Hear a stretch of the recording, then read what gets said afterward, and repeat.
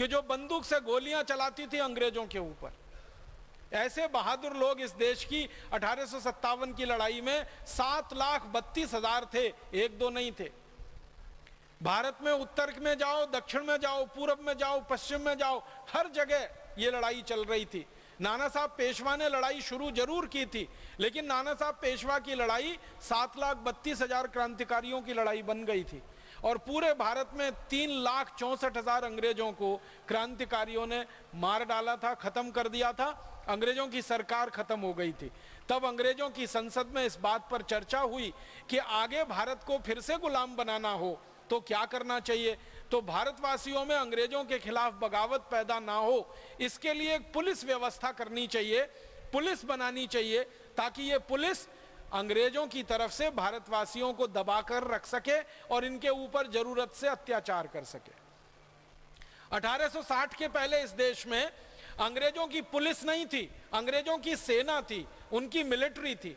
1860 के बाद उन्होंने सेना के साथ पुलिस की भी स्थापना कर ली और इसके लिए पुलिस एक्ट बना और इसमें अंग्रेजों ने कानून बना दिया कि जो भी पुलिस अधिकारी होगा वो भारतवासियों पर कितना भी अत्याचार कर सकेगा, लाठियों से मारेगा, लाठियों से पीटेगा और अगर कोई भारतवासी उसमें मर भी जाए तो अंग्रेज अधिकारी को कोई दोष नहीं लगेगा, उसको कोई दंड नहीं होगा। ऐसी व्यवस्था की थी।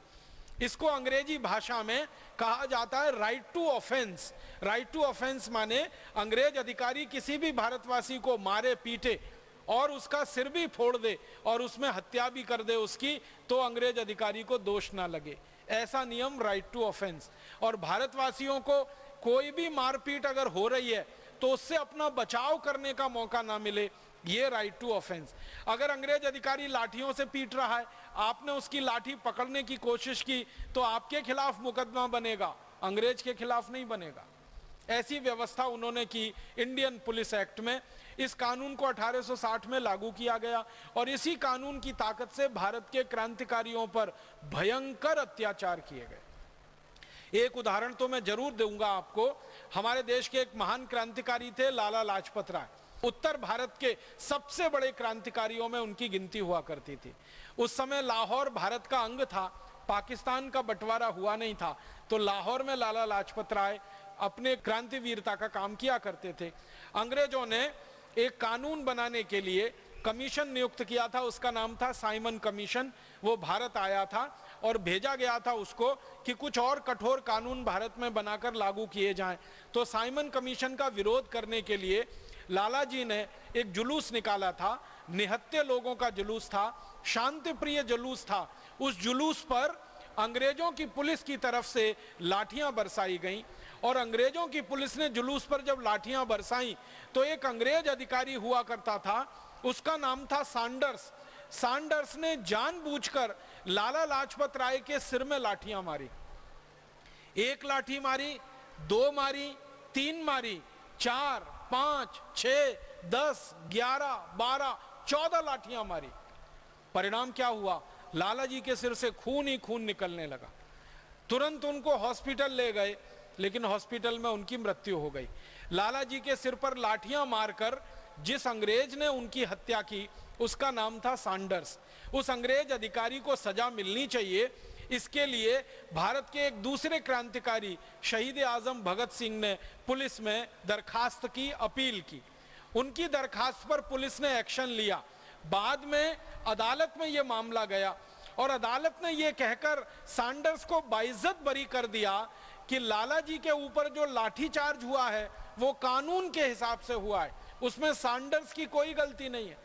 शहीद आजम भगत सिंह ने बहस की इस विषय में, तो उनका तर्क ये था कि लाठी मारने का नियम है कि कमर के नीचे के हिस्से में लाठी मारी जाती है, सिर पे लाठी नहीं मार सकते आप। लेकिन लाला जी के सिर पे लाठी मारी गई।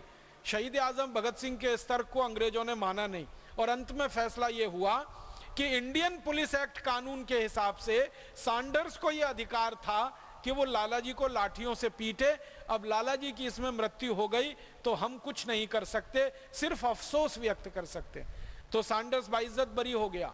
तो भगत सिंह को गुस्सा आया और भगत सिंह ने यह संकल्प लिया कि लाला जी की हत्यारे सैंडर्स को अंग्रेजों की प्रशासन ने, अंग्रेजी न्याय व्यवस्था ने दंड नहीं दिया है, मैं संकल्प करता हूं कि सैंडर्स को मैं दंड दूंगा और इसको वहां पहुंचाऊंगा जहां इसने लाला जी को पहुंचाया। और आप जानते हैं, अपने इसी संकल्प को पूरा करने के लिए शहीद आजम भगत सिंह ने सैंडर्स को गोली से मारा था और अंत में सैंडर्स को गोली से मारकर भगत सिंह गिरफ्तार हुए थे और भगत सिंह को फांसी की सजा हुई थी। जब भगत सिंह को फांसी की सजा हुई, उसके काफी दिन पहले वो लाहौर की जेल में बंद हुए थे और उनसे बहुत लोग मिलने जाते थे। अमृतसर के एक पत्रकार महोदय उनसे कभी मिलने गए। भगत सिंह को पूछा कि आपके दिल की इच्छा क्या है? भगत सिंह ने कहा कि मैं तो फांसी चढ़ रहा हूं, देश के लिए शहीद हो रहा हूं, लेकिन मेरे जाने के बाद मैं भारत के नौजवानों से एक ही अपील करना चाहता हूं, वो ये कि जिस अंग्रेजी कानून के चलते लाला लाजपत राय की हत्या की गई थी, उस इंडियन पुलिस एक्ट कानून को भारत के नागरिक और नौजवान आजादी की लड़ाई के समाप्त होने से पहले खत्म करा देंगे। ये मेरे दिल की इच्छा है, ये मेरी भावना है। जिस इंडियन पुलिस एक्ट के कारण शहीद आजम भगत सिंह को फांसी हुई, जिस इंडियन पुलिस एक्ट के कारण हमारे देश के अमर क्रांतिकारी लाला लाजपत राय जी की हत्या की गई, दुर्भाग्य हम सबका ये है कि वो इंडियन पुलिस एक्ट का कानून अभी आज़ादी मिलने के 63 साल के बाद भी इस देश में चल रहा है, वैसे का वैसा ही चल रहा है। जिस तरह से अंग्रेज पुलिस भारतवासियों पर लाठियों से वार करती थी, उसी तरह से आज की पुलिस भारतवासियों पर लाठियों से वार करती है। आपने अक्सर टीवी में समाचार सुना होगा, कई बार अखबारों में पढ़ा होगा, पुलिस ने लाठी चार्ज किया। ऐसे ही लाठी चार्ज होता है जैसे अंग्रेजों के जमाने में होता था। कभी किसानों के ऊपर होता है, कभी मजदूरों के ऊपर होता है, कभी कारीगरों के ऊपर होता है। कभी कभी तो अफसोस है इस बात का कि अंधे लोगों पर पुलिस का लाठी चार्ज होता है, लूले लंगड़े लोगों पर पुलिस का लाठी चार्ज होता है, शरीर से विकलांग लोगों के ऊपर पुलिस का लाठी चार्ज होता है। कई बार मैंने टेलीविजन पर मेरी आंखों से देखा है कि किसान पानी के लिए कोई अपना जुलूस कर रहे हैं, धरना कर रहे हैं, प्रदर्शन कर रहे हैं, पानी मांगने वाले किसानों के ऊपर गोलियां चलाई जाती हैं और किसान उसमें मारे जाते हैं। अपनी जमीन को बचाने वाले किसानों के ऊपर गोलियां चलाई जाती हैं, किसान उसमें मारे जाते हैं। पीने का पानी मांगना कोई जुर्म है क्या?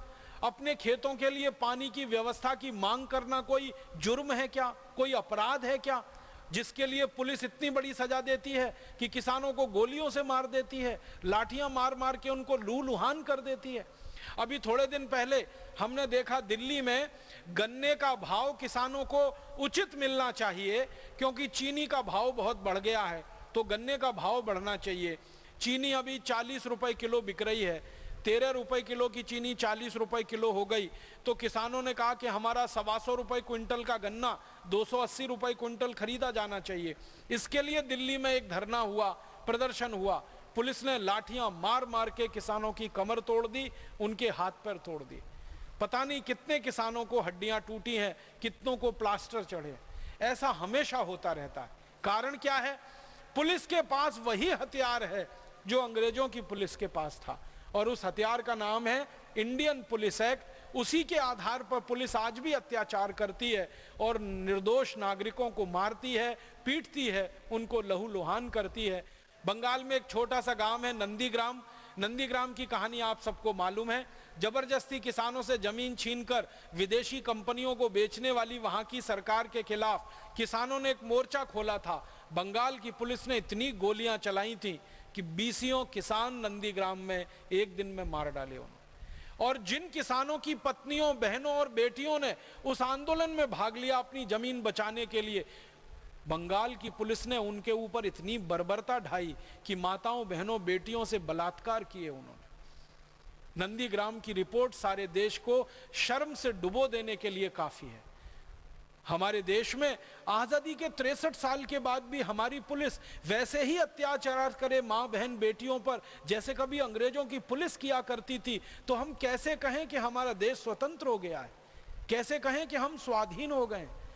मुझे तो बहुत दिल में इस बात के लिए क्रोध आता है कि शहीद आजम भगत सिंह को हम कौन सी श्रद्धांजलि अर्पित करें, लाला लाजपत राय को हम कौन से श्रद्धा सुमन अर्पित करें।